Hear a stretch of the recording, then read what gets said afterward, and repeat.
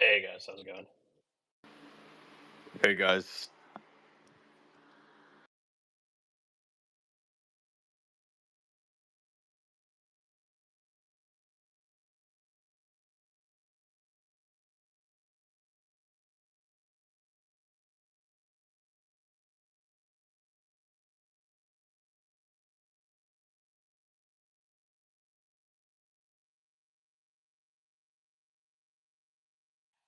Hey Ani, how you doing, man?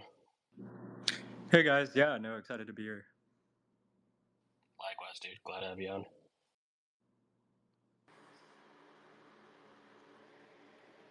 Well, awesome guys.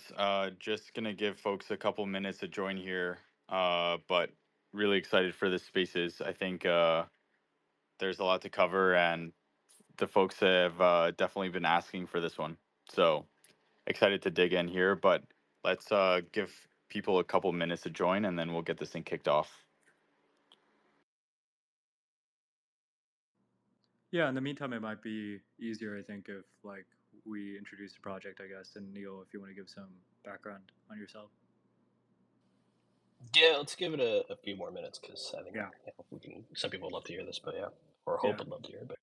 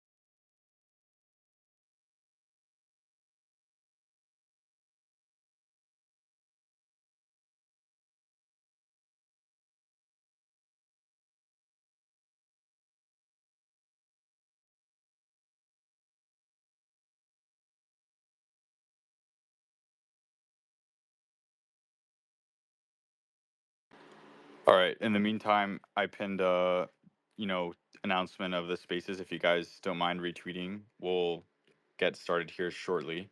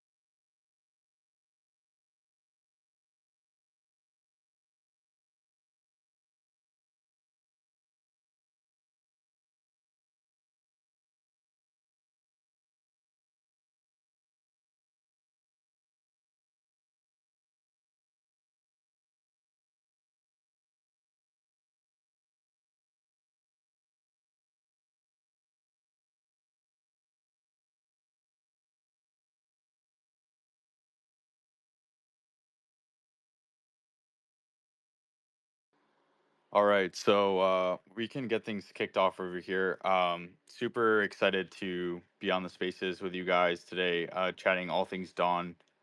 I think a lot of people have been sort of anxiously waiting for this spaces and just for more information in general. I think there's a huge following already of folks that are, interacting with the project in various different ways. But really, tonight just wanted to create the opportunity to for the community to interact a little bit more with the founder Neil, and also go over high level overview of what's being built, and hopefully get into more of how folks can get involved towards the sort of latter half of the space. So I think with that, maybe for all the speakers on stage, if you guys don't mind giving a brief intro on yourselves and sort of how you're connected to Dawn, and we'll just start with Neil. Thanks, Legend. Appreciate you coordinating all this, and yeah, glad to be here. Looking forward to chatting a bunch and diving deep into the details.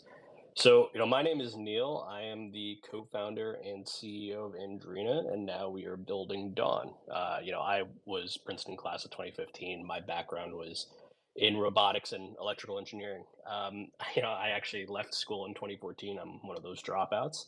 I left to go essentially be a VP of engineer at a healthcare analytics startup, and I got kind of pretty bored of building these expensive SaaS products, and I wanted to use my electrical engineering skills to build something that was a little bit more relatable to folks, or a little bit more impactful in the average household. And so that quickly fell in love with connectivity and the idea of how people can solve problems collaboratively.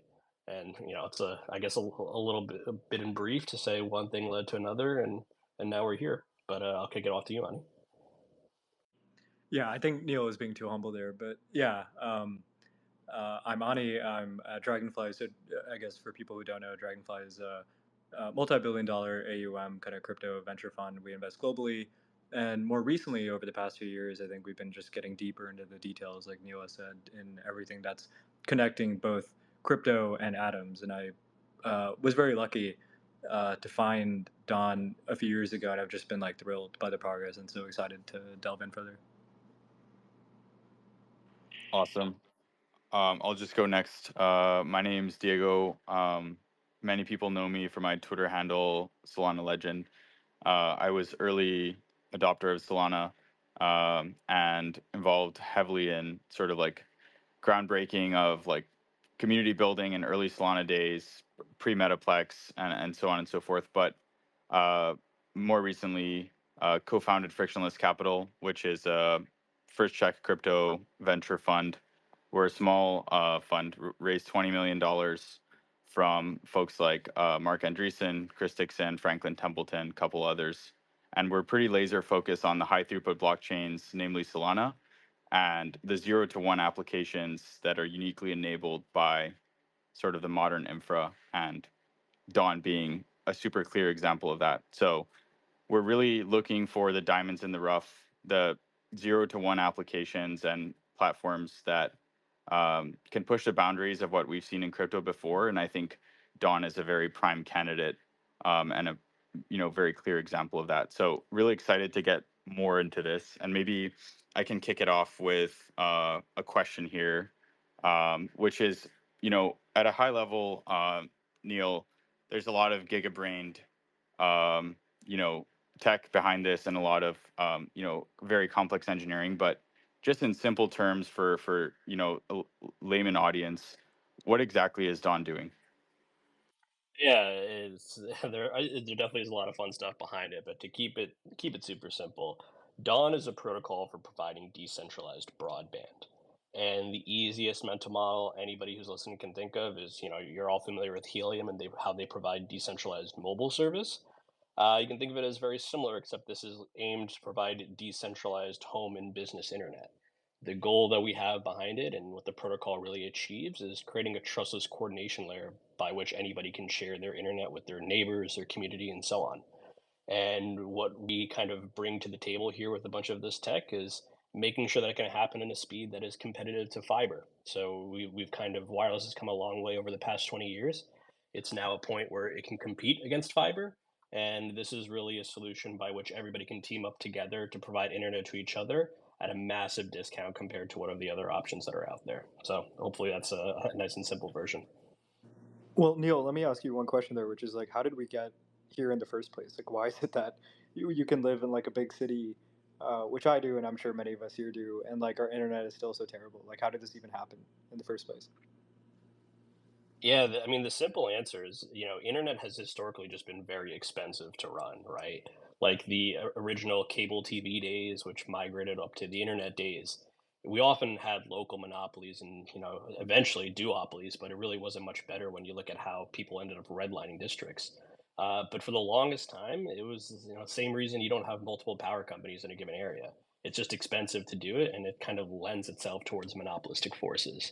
Things really started to change, when in the 90s when one of my partners and close friends here, he started working on broadcasting TV over the air. The history of going from that days to now providing broadband over the internet is here. And wireless really provides an opportunity to disrupt that sort of entrenched monopoly that we've seen all across these urban markets.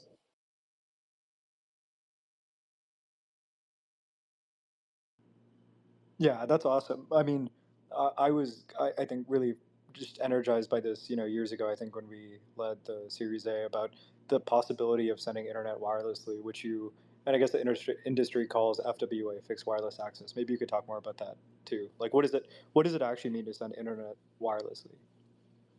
Yeah, so fixed wireless access it comes from, the fact that it's not mobility, right? It's designed for endpoints that aren't moving, unlike your cell phone.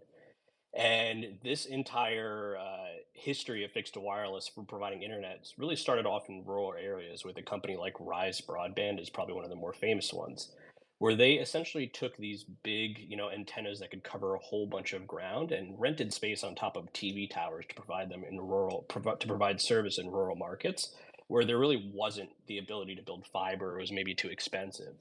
And the way that that model looked like is you just had this one big fat TV tower located in the middle of nowhere that broadcasted over a whole bunch of flat land. And then they would install dishes on top of those roofs to grab onto that signal. That is, it's kind of like satellite TV almost, right? Except it was more of a terrestrial based approach. Things started to change since then when that technology continued to improve at an ever accelerating rate, where it is now both affordable and highly performant enough that you can actually do the same type of approach in a little bit more of a scalable way across urban markets. So the real kind of threshold that everybody who's been working in the fixed wireless space, myself and Andrina included, is when can wireless, go from those, early 90 days of not being that performant but providing good coverage to being incredibly performant such that it can now actually compete against fiber. That's amazing. So I guess what I'm hearing is a jump in performance, which is now sort of enabling almost like a no compromise solution where folks can enjoy almost, fixed bandwidth levels of performance, but from wireless tech. That's exactly right. And I think we've all kind of know that eventually wireless is going to take over wired solutions, right? Like, and I keep getting this lingering feeling like in the next 30 years, like we're going to look back and be like, of course, it was only a matter of time until everything became wireless. And 2023 and 2024 with the, specific spectrum bands allocated by the FCC and the technology that the vendors put out, I think is going to be a very important hallmark year in the history of wireless technology. And when we look back in those 30 years from now, we're going to look at this kind of category of wireless, this point to multi-point, where one node can talk to many, performing in a multi-gigabit fashion. We're going to view this as the real catalyst that allowed different initiatives like Andrina and now Dawn to be able to actually replace the internet as we know it. And the goal that we have in mind with what the protocol is now that we're presented with this very unique opportunity in history to actually replace the entrenched monopolies and go about it in a different way, we want to do it in a way that is functionally consumer powered, one that is owned by the users. And that I think is quite an interesting way to go about doing it. It's one that lends itself to a more efficient approach, but my hope here with all of this is how do we just make an internet that's owned and powered by the people? And I think the technology gives us an opportunity to do that. It's an incredible vision. And I think maybe before we dive a little bit more deeply into that, Neil, from your perspective, what are some of the sort of knock on effects and second order effects of transitioning from sort of fixed like cables and fiber optic cables that get routed into people's houses like one by one versus, just beaming high speed internet to thousands or tens of thousands of houses at the same time. Like, what does that translate to for like folks listening? Yeah, the two easiest things to digest is that it's just gonna be much cheaper, right? The kind of real takeaway here is internet at certain locations is incredibly cheap, right? Like, the easiest example that I always like to give when I'm talking to folks is, like, I pay 128 bucks for my Verizon connection, but that same volume at the data center where they get it from costs less than 50 cents. And so the fact that now wireless gives us the ability to move it from point A to point B so much cheaper and so much scalably means that people are just going to get much, much cheaper internet. And the second effect towards all of this is when it's actually cheaper to bring internet across of a massive market, you're just going to get a lot more competition. So the idea of you moving into a building and you're just going to be like, crap, I'm stuck with just one internet provider. I had them before and they're not great. Those days are going to be over. You're going to have an option to be able to choose from. You're going to be able to not really be shackled by these monopolies. So I think the two biggest kind of notable marks that we're going to have as we look down the road is internet's just going to be much, much cheaper, and there's going to be more options for you to choose from. Yeah, Neil, one question I had about that. I remember years ago, one of the questions we got just from the overall community, and I mean, certainly you as you were raising for this, when this was just still like a purely Web2 company, was, Verizon, I think today is worth about $175 billion in market cap. Why is it that they can't really do this? And it actually strikes me as very much of a David and Goliath story, which I know people in crypto love, of like, crypto versus TradFi, crypto versus science, et cetera, like just trying to rewire, I guess, the infrastructure of what's going on. But yeah, that's I guess a broader question people have. Why is it that we are able to do this when, so many others may have tried or not even tried? Yeah, the biggest rationale ultimately comes down to these folks that have owned these wires for a long time. They're not interested in cannibalizing their own infrastructure. They already spent the money to put that fiber in the ground on the utility poles, and now they need to recoup that investment. And in order to recoup that investment, they got to charge folks like me 128 bucks for a gigabit internet when they've got no other choice in that area. So I think this is kind of the inertia that we feel from some of these bigger infrastructure projects is their time horizon for recouping their investment is a long one. And my hope with all of this and what wireless does is it just reduces that time horizon by which a deployer can recoup their investment just because it's just much much cheaper to be able to do so. So the massive inertia that we see from these big companies just by a factor of them being big companies, but them also being infrastructure companies is what gives us this advantage, right? We can move fast, we can move quick, we have an opportunity to take this technology all over the world. Yeah, it's crazy you bring that up because I'm not sure how much you can speak about it, but like one of Andrina's contracts, and I guess Don is with the NYCHA, right? And it is almost like a very Napoleonic, Homeric construct of like this is like a little company that is helping more low-income folks and families get internet when like these oligopolies can't. Maybe you can speak more about that work you guys do. Yeah, so there's only so much I can get into this, but New York City is one of kind of the more forward-thinking municipalities from this perspective, in the sense that they want to find a way to give their residents just a much better, cheaper option. And so there's actually a whole bunch of government subsidies that are out there that are handed over towards real estate to actually find a way to get them a cheaper internet option. And so, thanks to the plethora of connectivity that's found in New York City, we were able to wirelessly bridge that gap from a data center directly to these housing authority properties across the city. So it's one that we've also done before with the Newark Housing Authority and the Jersey City Housing Authority as well, and that's always been kind of my it's truly been an honor to be able to work on these projects, right? Like, to your point, to be able to bring internet to people where every single dollar matters in their monthly bill, like, that's why Andrina was started in the first place. And my hope is now, as we kind of work towards dawn, it's an opportunity for us to be able to take those benefits all across the world. That's incredible. I mean, so in this vision, you guys are marching towards essentially a new internet, right? Giving ownership back to the people, and you've already outlined sort of two of the main uh, points, which are not small ones. Number one, giving people more choice, right? Being able to choose their home internet provider similar to like their phone plan. There's no vendor lock-in. They're not tied into whatever provider is like has the building captive, and then the second one is just dramatically lower cost. But can you expand a little bit more, Neil, on like beyond, much better choice and much cheaper cost? How is Andrina sort of giving ownership and internet back to the people? Yeah, the way that works ultimately comes down to what Dawn is all about. And so, in the process of building this protocol for providing decentralized broadband, it's a consumer powered one, right? So, users are the ones that are owning their hardware, and it's able to be agnostic. So, you can work with whichever provider, whichever person has excess bandwidth. Maybe it's Andrina ourselves, maybe we're directly in your neighborhood, but maybe it's also your neighbor, and your neighbor wants to be able to give some excess bandwidth towards you. And so by making this technology in a way that can be really interoperable and work with whoever, but also kind of automate all of the tedious pieces of running a wireless network has been our core focus and as we go towards this protocol.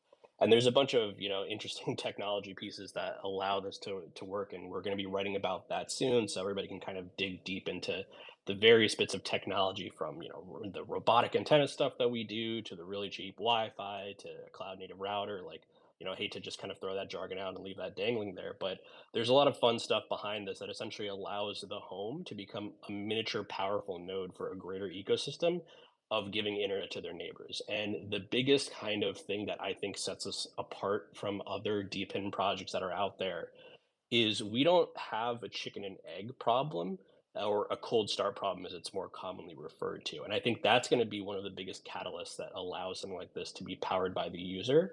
And the reason that why it's the case is to go deeper into like why we don't have a cold start problem.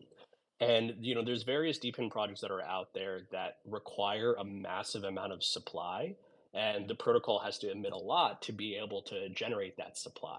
And the reason why they need to generate that much supply is because that's the only way that you can provide a lot of value to the end consumer. Right? Like in the case of like if you're building like a decentralized mobile network, you need to have a lot of coverage, otherwise nobody's going to use your phone plan. And that's just kind of the nature of having a mobility based network. But in a fixed network where you are not moving the endpoints, all you need is one person with extra supply, and they can easily sell that to their neighbors. So I think one of the benefits that we bring with Dawn is this is all about a peer-to-peer network, right? There is no centralized provider that is running the entire show or providing that. We build the technology that automates it, and we want people to be the ones that provide that service in their area. And if people can say, hey, I'm going to go buy this node and throw it on top of my roof, and now I can make some money back without even considering any extra rewards on top of that, that's the type of deep in project, if you ask me, is something that can really take something by storm here. Is there is a non-speculative ROI to the underlying households here, and that I think is sort of the crux that allows a consumer-powered network to really take hold. Yeah, I love that part, I guess, just about how powerful this technology is. I mean, crypto was always kind of reminiscent of the sovereign individual book that came out decades ago and just giving power back and people's liberty kind of back to them in a time when it just doesn't seem that way. And so the internet is obviously the first place to start. But I guess, one of the things we've always talked about, Neil, is the sort of similarity to Starlink. And I think people over the past few years, it's really been incredible to see how much people love that product. Maybe you can talk about the similarities there, and all of that. Yeah, so the similarities there is it actually comes down to a little bit more of a financial reason. I'll try to kind of keep it simple towards it. And as so the point that I'm trying to make here is that if we look towards like the next 30 years and we say, okay, everything is going to be wireless, but how is it going to be wireless? I think the what is going to be the kind of defining factor of the wireless technologies that end up becoming incredibly successful over the next 30 years are going to be the ones that embody a model that is very similar to Starlink. And the way that you can think about it is that the cost to cover a home, just to be able to provide service to them, that doesn't mean that that they signed up or anything like that. It just means that they're in your coverage network. Wireless gives us the opportunity to make that cost incredibly low. So as we look at like what the technology for what Dawn enables and other types of wireless technologies, you can provide coverage to a household in the range of $10 to $20 per household for every dollar you spend. It gives you coverage to be able to provide, service in that area. And when you kind of contrast that against something like fiber, where to run fiber down a street of 10 houses costs $10 to $20,000, you're paying anywhere from like $1,000 to $2,000 just to cover a single household. That's not even providing service there. So what I look at when I see something like Starlink is they're, in a little bit of a different scenario because they have to send stuff into space and spend a lot of money to do it. But as a result, their cost to cover gets blended down incredibly cheaply. And then they have a model where they just ship users hardware that they can just install themselves and tap into the network.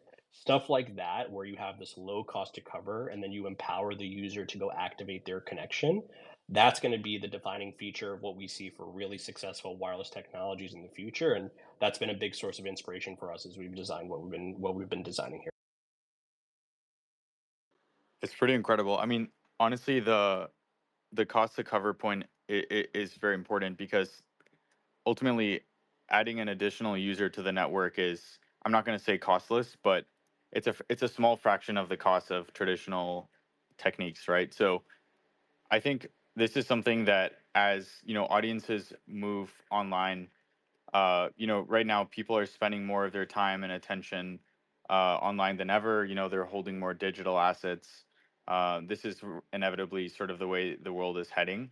I think this sort of local, almost entrepreneurship, where someone can just purchase the hardware and opt into the network, um, permissionlessly, almost like without even having to pick up the phone or talk to anyone. They can sort of just make that choice individually, is something that scales extremely hard.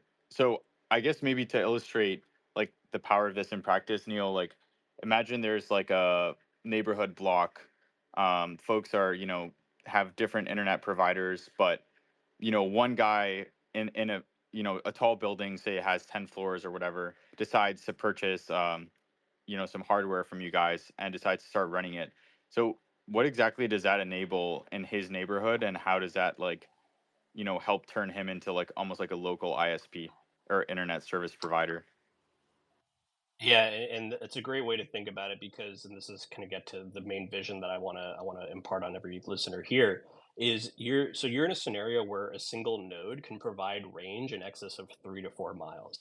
So you can imagine if some guy's got a tall building and it sees a whole bunch of stuff, a single node that's there can provide coverage to tens of thousands, if not hundreds of thousands of households. Like we have one building in the Andrina network in downtown Brooklyn that provides coverage to literally 1.2 million households. So the ability for a single node to provide immensely massive coverage for anybody in that area to opt in, like that's the wireless world that we're about to live in. And the way in Diego, to the part that I kind of want to impart here and how we think about it is like the grand vision, and maybe you guys have heard me say it, but the grand vision that I always like to espouse about this is like our goal is to really build the protocol and the technology that allows us to do to internet what solar panels have done to electricity. The same way that consumers own their own infrastructure, they get access to an incredibly cheap resource and can sell their surplus back to the grid. Like that's exactly the mental model that I want everybody who's listening here to keep that in mind. And it's an ambitious one, right? Like it functionally allows us to just change the infrastructure, the digital infrastructure as we know it. And when you're in a scenario where a single user can provide coverage in a 3 to 4 mile radius, like, by God, you can really see how effective it can be when you're operating in an urban market. Yeah, I really like the kind of selling back to the, I guess Dawn in this case, our excess bandwidth. But I guess how does that relate to kind of what's going on with the Chrome extension? And like now we have like I guess a few 100,000 people right on that. Like, what does that all mean? I guess in the end. Yeah, so this is kind of well, I originally wrote a piece in 2017 about how blockchain could be used to end up solving these massive connectivity problems. And the technology I'm about to explain didn't exist back then. And what we really needed was a way to create a permissionless, trustless consensus of what the network layer is. So a good kind of easy mental model I can give here is like the same way that a blockchain just provides a data consensus layer. What you need to be able to do a network like this is a network consensus layer. So if you're in a scenario where you're getting a gigabit and you want to sell that to your neighbor, how does your neighbor know that you actually have a gigabit to sell? Right? That's where the entire trustless layer comes in. So the algorithm that's behind this is one that we teamed up with Witness Chain to build called proof of backhaul. And proof of backhaul, the easiest way to think about it is just a decentralized speed test. It provides a way in which nobody in the network can lie about the internet that they're providing or the internet that they're receiving. And the advantage of this is if I'm buying a gigabit from you, Ani, but you're only giving me 500 megabits per second, the entire network's going to know that. And whatever I paid you, I'm actually going to get a decentralized refund as a result of doing that. So by creating this trustless network, it just holds everybody more accountable for the underlying bandwidth that they actually have to sell and the bandwidth that they're actually able to receive in this entire scenario. And what the Chrome extension does is it provides a way to actually hold those people accountable, right? Those are kind of like the mini servers in this decentralized speed test. And the easiest mental model I can give is that if you want to understand how proof of backhaul work, think about it. It's like, how do you prove the size of a bucket you have? The way that you do that is you can ask, like, say, hey, let's get 100 random people and ask them to fling a little bit of water at me. And whatever water lands in that bucket that I can cryptographically sign is the size of my bucket. So essentially, all of these Chrome extension users are offering a little bit of their spare bandwidth whenever they're selected to perform a challenge to help flood a node and validate their actual capacity. And once you start validating the capacity, that's really what you need and the first building block you need to build that network consensus layer. Got it. That makes sense. And the hardware angle that I guess we were espousing for kind of just normal retail users, how does that fit in to the overall extension concept and everything else? Yeah, the hardware is the target of that entire flooding process, right? So if you buy one of these, Dawn nodes, you plug it into your home router or even somebody else and you want to resell it to your neighborhood, and every now and then you're going to say, hey, I'm paying, $20 for a gig, for example. The challengers are going to be selected to actually challenge you, and it's all automated, of course, but they're going to be challenging your home node and saying, hey, is Neil really receiving a gigabit from Ani here?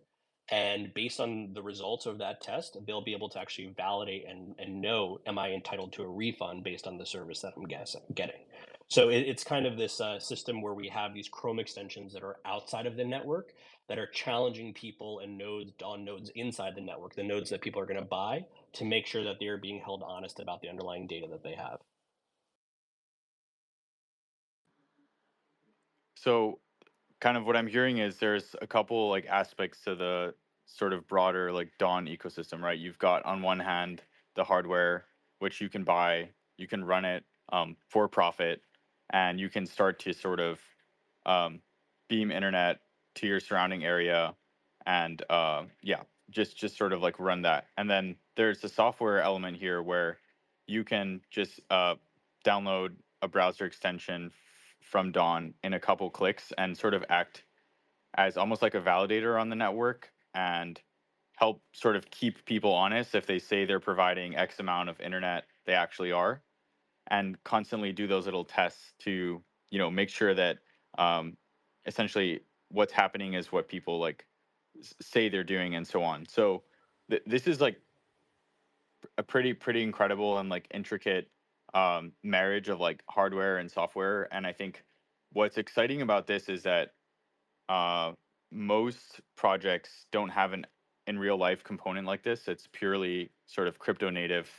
It doesn't really impact people's lives, uh, or sort of like definitely not in the way of like internet, where I think at this point we can all agree, internet is on the same tier as like light, water, heating, right? It's just a basic utility at this point. It's expected.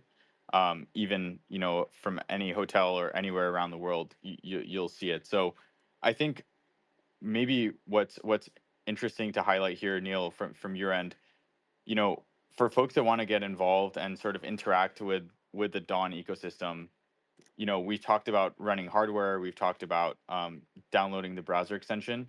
You know, sort of apart from those two, what are some other future ways or other ways you can think of that folks can sort of get involved and start to learn more about the project, or tell their friends about it, or start researching what's the best strategy to run the antenna, or something like that? Yeah, so as you said, the way that folks can engage with what we're building here is like, well, first and foremost, the Chrome extension goes a long way, right? Like the more growth that we can get, which has been, I mean, absolutely insane momentum here. That essentially just kind of helps demonstrate at scale how this technology is going to function. So that's like the first. The second piece of that is, as you said, we're going to be doing a hardware pre-sale to pre-sale sometime soon, and that's going to essentially give us an opportunity where people can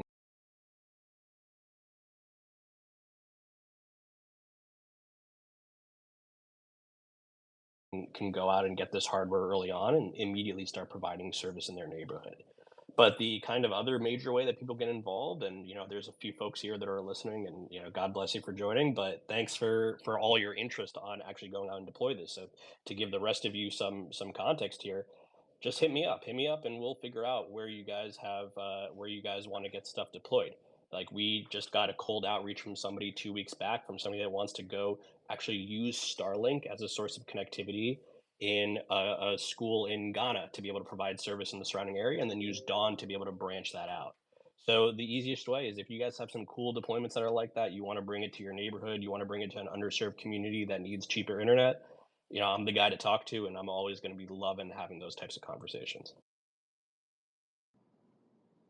Yeah, no, that's great. And I mean, we've spoken a bit about Donna, but I guess I'm sure one question people have in the community is like, how do the Web 2 and Web 3 side kind of relate to each other? Because it's like we have this kind of intricate dance on the Web 2 side and this orchestration going on in crypto, but not too many projects have like actually blended the two together in a way that makes sense, right? So what is it about us in this case and the opportunity now and why the time is right for us to be able to do that, and how do the Web 2 and Web 3 sides link?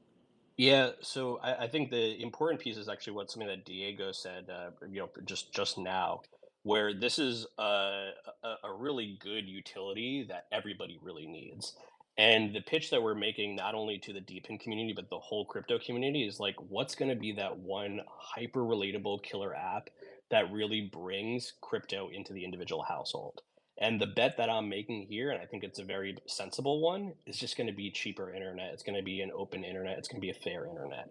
Every single person needs it. It's going to be a non speculative ROI to actually build out this network. So I think that's the kind of big takeaway here in my mind, is that this is going to be really the cornerstone project that ends up bringing Web3 in every household. And I'm very excited to do this. But Ani, do you mind asking the actual second part of your question? I forgot in the middle of my ramble there. No, no, no, that was great. And I'm sure Diego and I will talk in a bit on this, just like why we invested. But I guess the question is more like how do the Web 2 and Web 3 sides kind of link together? Because Ah, it's, yes. it's very 2017 ICO for people, and I guess that dates me. But yeah, for all the people in this room that, were part of that whole kind of crazy mania and the kind of Web 1 version of these crypto projects were like, we're going to revolutionize the supply chain and do all these like fantastical Pangasian things, and none of which panned out. Why is this time any different? Yeah, so the reason ultimately comes down to we have a we the, all everything that I'm espousing to you guys here, like we've already demonstrated that at scale. Or like Andrina, the Web 2 company, and Dawn, the Web 3 company, right? Andrina has built the technology and deployed this to tens of thousands of households, right? We have a business that is generating millions of dollars of revenue just by doing this sort of thing. And as we kind of think, like, what is the role of Andrina, right? Andrina is just an early network operator on the system, like any of you guys, right? If you got a small place in Alabama that you want to deploy coverage to, where you're just an example of what we have done here. So we're working with folks that are like that want to replicate the model that Andrina has done by working with residents, by working with real estate owners to bring cheaper internet to them. And then we're just giving folks the technology to do this. And that's kind of how from the community perspective, I think about it is Andrina is an early adopter. We're the labs company, and Dawn is the protocol that is furthering this for everybody to really go out and build a mini Andrina wherever they are. And so I think the cool, unique part about this is that by de-risking the business model, we know that there's something here. And what this protocol does and gives us an opportunity is to really fractionalize that entire process such that all it takes is an individual household and you can participate in this greater network. You don't need to be an internet provider that raises millions of dollars to do this. You can get started directly in your home and immediately provide value to your community. So I think that's kind of the fun, intricate relationship that we've seen here. And as I kind of look at like some other, dependent crypto projects that I'm really hopeful for, I think it's the ones that end up going down that route of saying, hey, we've demonstrated that we have product market fit. Now we just have a different distribution strategy that allows us to bring this to more people and quicker. So I'd say we're very fortunate to have been in the position where we started off working in a Web 2 world, always keeping Web 3 in the back of our minds. But we've been able to cut our teeth with developing this business model that we know works. Yeah, that's awesome that you guys were able to prove out demand, and actually, I think that's a good segue because during this, I've just gotten a bunch of DMs from people about like how we kind of met and invested in the first place, and so that actually might be a good jumping off point for kind of a brief soliloquy on my part. But yeah, for those listening, I guess the long and short of it is we kind of knew internally that the next wave of major crypto adoption always looks very different than the past, right? So you can kind of imagine now in this cycle, people talk about stables. We invested in Athena Labs, which I think has done a great job there with the synthetic dollar and like all these kind of very crypto native things. But it sort of seemed clear that in this like second decade of crypto, it would be this mix of like physical products as just the cost of hardware has gone down, and you have such things like Nielsen's law, which is the amount of bandwidth we all consume kind of doubles every 21 months. And so you have these secular trends, but I had probably spoken to every Deepin project underneath the sun, and have to pay a lot of respect to our mutual friends at EV3 for setting a lot of that up. But I think when we saw what you guys were doing at Andrina, it just became clear that this was such a apolitical world historical moment of wow, like crypto technology can just be used for so much good in a way that no one, like certainly not any of us expected.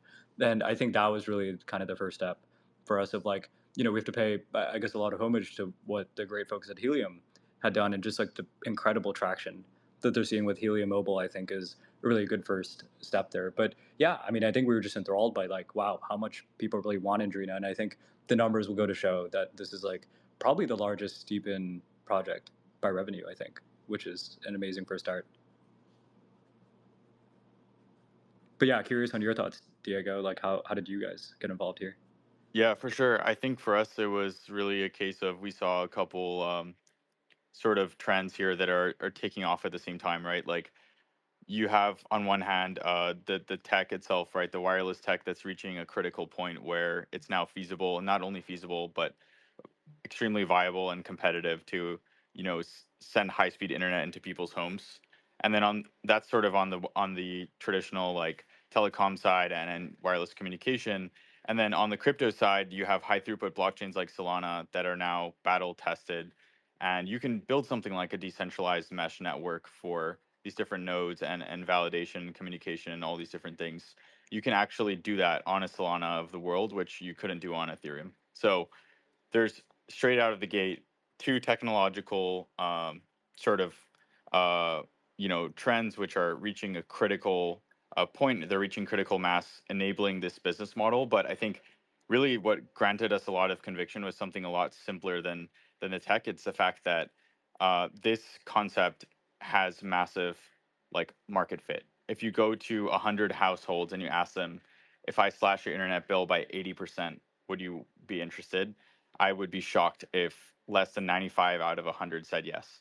Wait, Diego, Sorry, or said you no. touched on an interesting point there, which is quite compelling about the decentralized mesh network stuff. Because I think if you trace crypto history and you ask a lot of the people, I shouldn't name names, but if you ask a lot of people who I guess are very prominent in the space, a lot of them will tell you that they actually thought instead of Bitcoin or something like that, instead of money kind of being the first real quote unquote crypto, qua crypto use case, it would actually be something like the internet, because this technology has been around kind of forever, right? I mean, there's a sense in which it's like if things had just turned a different way, maybe for a few minutes back in the 90s or the 80s, we actually would have something like Andrina, right?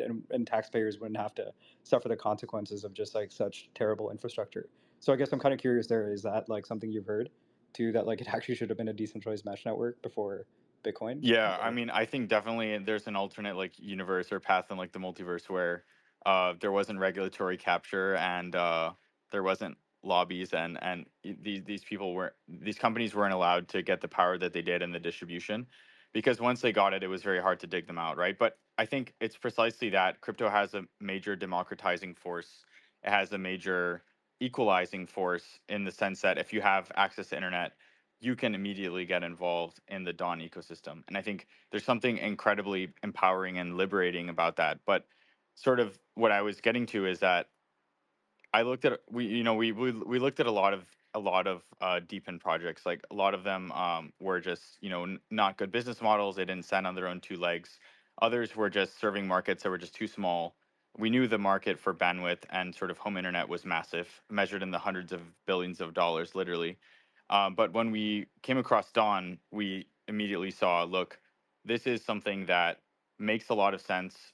if you look at the economy and you know what an internal economy looks like here, it's not like trying to draw blood from a stone. There's actually economic value creation here where there's major savings, and there's a lot of room here to do something really special. And I think just hearing Neil talk about how one household in Brooklyn is serving over 1 million people from like one piece of hardware, it shows you like just how scalable this is, and it shows you the potential of like just individuals who take it upon themselves to like run the hardware or join the community. And I think this is something frankly that is going to spread like wildfire, and looking back it's going to seem so obvious, like on one level it's just cheap internet, but when you begin to understand Dawn, the autonomous wireless network, and everything that's gone into this, it's been years of planning, years of technological advancements, and it all comes together. And I think it's a beautiful marriage of sort of like web 2 and web 3, and frankly it's something that's going to serve as a case study. I'm very convinced. Yeah, and if I can kind of, piggyback off of that a little bit, like, I know a lot of us weren't, me included, were not really alive when the internet first started. But if we look back to like the folks that actually built the internet, Tim Berners-Lee, Bob Kahn, David Clark, all of these guys had the idea of decentralization in their mind. Like they had the idea that the internet was supposed to be this open, collaborative place where people can share their ideas, not a single person controls it, and that's just changed over the years. And I think what crypto and DePIN really do give us an opportunity is just to take back that control, right? We can take it back into our hands such that we're the ones that are powering that and are receiving the value that's associated with being owners of that infrastructure. So I'd say as we kind of look at the arc of history here, my biggest hope and my dream in life is to find a way to be able to relive those original dreams of what founded the internet in the first place and just bring them to everybody here. That's beautiful. I think at this point, guys, we've been chatting for a while. I want to open it up to some folks in the audience. I'm going to bring up Eric first. And yeah, just feel free to ask a question. Let's sort of keep it on topic. And yeah, can you hear us, Eric? Oh, hi. Hey, thanks for bringing me up. Hey, so yeah, I'm listening to this, and just a warning, I have a PhD in electromagnetic modeling, so it's kind of interesting to hear what you're saying here. And I've been thinking about problems like this for a long time. So, like, I think this project sounds pretty exciting, and I'd love to see it successful. I did want to push back on a couple of things because it sounds to me like you're kind of suggesting that things like fiber was a mistake, and these legacy carriers are just stupid and they don't know how to do wireless properly and stuff like that. But there is a bit of a buzzkill here called physics, right? So there is some physical limitations, like if you have a point-to-point communication, like line of sight, you can get very high bandwidth.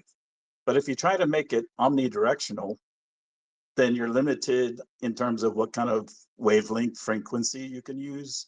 You start to get things like shadowing. So I'm kind of curious about the limitations there in terms of, like, say you have a building with hundreds of people in it.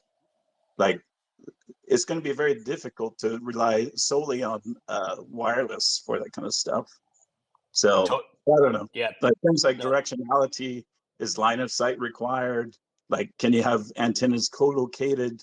Is there any kind of interference among antennas? That kind of stuff. Yeah, dude, Eric, I'm really glad we got an RF engineer in this space to be able to ask those questions. So happy to kind of have some back and forth here on this one. There's a lot of I'm trying to think what's the best way that I can kind of start this. But to answer your question, yes, this is going to be a gigabit focus, which is going to rely on line of sight.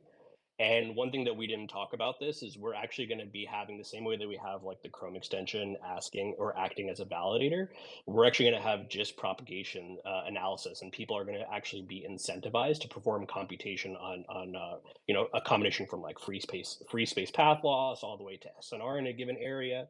So it's essentially like the protocol is designed to be able to take a lot of this different data. Like the goal of the foundation is going to be to do a combination of providing lidar data and sourcing other sources of data to be able to give that to the community, and then incentivizing computations to be run on top of that, so we can actually have a higher level or a very high level of confidence about what can actually be covered in a given area. The second piece to your side of things is you're correct that omnidirectional does limit your ability to do this, but we're going to be building nodes that are essentially sectorized, can be located, but more importantly, just to keep the TCO, total cost of ownership, down, is just to be able to use MIMO functionality. And as we've kind of seen on like 802.11ax come out with like 4x4 and soon to be 8x8 MIMO and like a cheaper form factor for the radio, a lot of these antennas are actually able to be sectorized while taking care of that MIMO functionality. So I think those two cover the pieces. The last one is to your point. Yes, you are correct that if you have like a big building in the way, or how do you service everybody in the building? Yeah, absolutely. And that's where I see folks like Andrina or other operators that are actually going to use Dawn for the backhaul piece and then actually provide a bespoke solution in those buildings. So I'd say everything you're saying is totally valid and something that we have been considering as we go about building Andrina, just now putting it on chain. And then the final piece that I just want to top off with is that your comment on fiber is like totally fair, right? Like I would never say that fiber shouldn't have existed. Like fiber is an incredible technology. Like, one of my first tweets when I first got started in Dawn was like paying homage to these guys that are like using DWDM to pack a crap ton of data, 400 plus gigs on a single wavelength. Like fiber is absolutely integral for the backbone of the infrastructure and always will be. And it really was the first real solution we could get to providing gigabit service. The argument that I'm trying to make here is that we're going to see more and more of fiber and the technology behind it really get densified in like wholesale internet at the data center level, while wireless is going to be taking over in the last mile.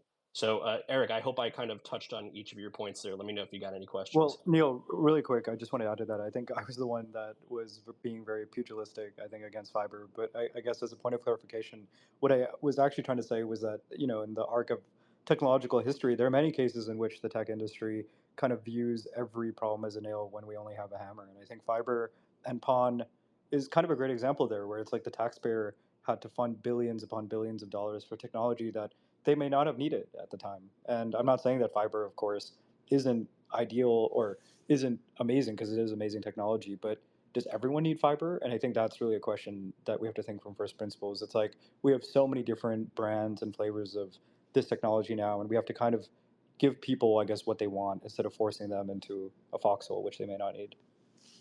Yeah. Well, that's really helpful. And, not only just questions for myself, but I just think the audience might be interested in hearing some of the actual physical limit, like line of sight. Like that's a pretty important caveat, that like the antennas require line of sight, and then if a bird flies through the beam, does it break down? Like if a car drives through, like how sensitive is that line of sight? And things like that. And I do appreciate, like, fiber is always going to be there. I think fiber is required, but these things can have some synergy, right? Like line of sight is very important, especially in rural places. Like I have family in Philippines, having a line of sight, like tower to tower, a beam, doing high speed internet to get internet out to small villages. I think that's a beautiful thing.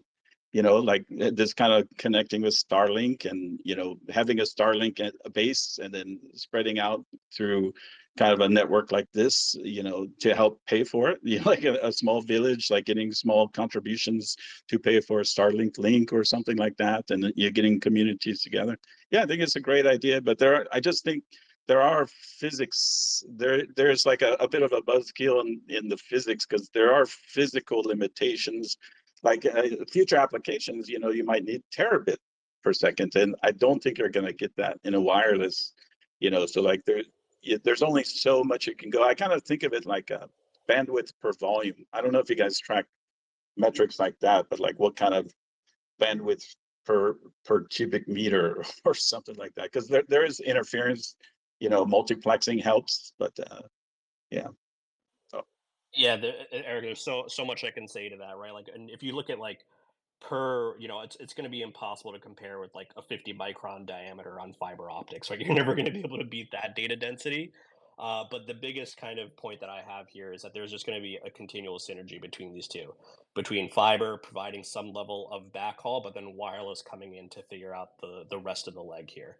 So I think like we can, and to your point, like dude, like this is the stuff that I live and breathe at Andrina, and like all of the people that we're talking to as we focus on the messaging are like, dude, do not talk so much about this. So right, right, right. it was always in my nature to go first about this sort of stuff.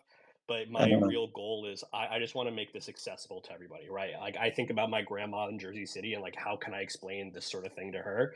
So I'm really looking forward to a bunch of the materials that will be coming out as we go deeper from proof of backhaul to the GIST computational challenges, all the way over to how we're handling with interference, how we're going to be utilizing staking to provide micro auctions for frequency. Like there's a lot of cool stuff coming down the road, man. So I'm mostly just grateful that you got the interest to ask these sorts of questions, and thanks again Yeah. for bringing them up, dude. Yeah, I'll be following you guys. Like, I think this is a beautiful application for decentralized wireless. It's a beautiful thing. Just I'm just a little sensitive because I've been following this for, I would say, 20 years. Things like that, and it's very easy to set up a demo where you can set up a point-to-point line of sight thing and get very high bandwidth. It's another thing if you have thousands of people within like one block and getting them all high bandwidth. Those are two totally different problems, and it's very easy for marketing people to set up a demo. And it's like blow your mind. Look at this bandwidth, but like once it's actually deployed, the limitations become more obvious. Totally, and just last kind of point on this one, and that's hopefully what my kind of argument here is. Like we've deployed these point to multi-point configurations at Andrina and have demonstrated that through our internet service provider. So as we've kind of looked at the evolution of like 802.11ax and now BE coming with Wi-Fi 7, like there's a lot of really good proof points that we've had. But to your point, yeah, a lot of work needs to be done on making sure something like this can scale. Yeah, yeah.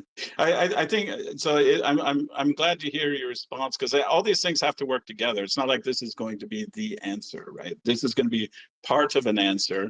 Fiber is going to be part of an answer. Starlink's going to be a part of an answer, and this is an important part of the answer. But like, I think when I come on the call, it sounded like you're saying this is the answer, and it's just part of the answer. I think. Right. Absolutely. All right, Eric, we're gonna thank you for raising this, man. We're just gonna hand it over to some other folks just to get some time here. Thank you. Sure. Thank you. Dude. Thank you.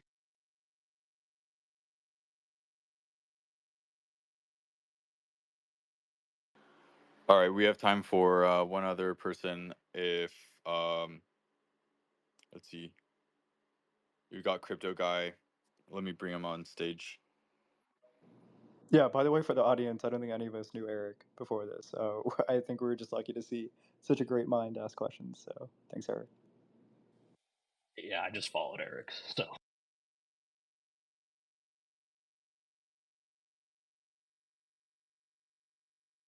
Hey, Crypto Guy, can you hear us?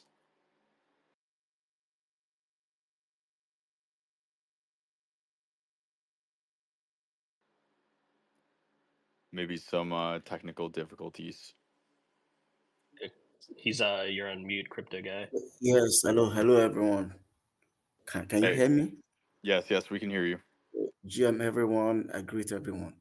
I am farming down airdrop. I don't know, do I need to mint NFT before qualifying for the airdrop? So look, I'm not gonna go. yeah, I was just gonna say, I think at this point, we want to keep this space more like high level. Crypto Guy, I think the biggest takeaway from this is the easiest way to interact with the Dawn ecosystem is going to be through the browser extension. And Neil gave a pretty detailed explanation of sort of like what that's doing in the network.